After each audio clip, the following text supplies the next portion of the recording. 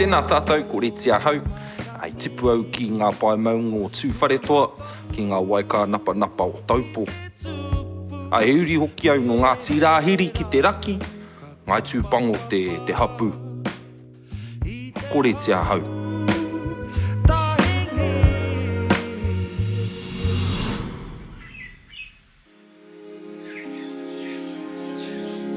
He ua te ao pūoro, mena e takahi ana koe i te ara o te reo.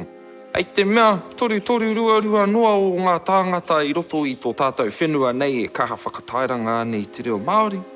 I ngā wao mua, i rangona katoa au i tērā ua e rā pēhitanga i runga i a tātou a ngai Māori. I āhua huna mātou i tērā taha nā mātou. Ai tēnei wā, a kare pēra. Found that nowadays, being with the SongHubs whānau, I've had a really awesome crew of people that I get to kōrero with, wānanga with, laugh with, write with. Hearing your kōrero about your WAIATA, and then we get to that spoken sung part, my language is beautiful, my language is me, and I was just like, sure bro. Straight up, because I heard your kōrero about, you know, this is your mihi to our reo. Once we knew that context, we could feel that coming through the WAIATA, and bro, it hits. It hits.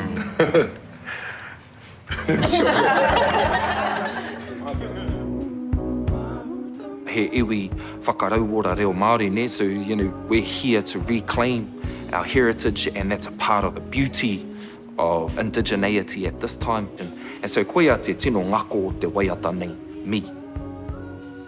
The reo is beautiful because it's an inheritance that we have and a bridge that we have that connects us to all of our stories, lineage, heritage, and that is who we are. We are our heritage, we are our history. When we reflect on ourselves, we really reflect on our culture and our reo.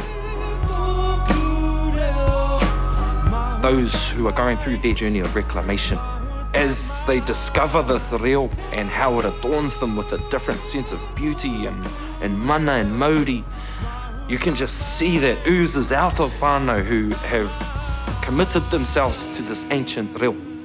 And I think there's something inherently beautiful about that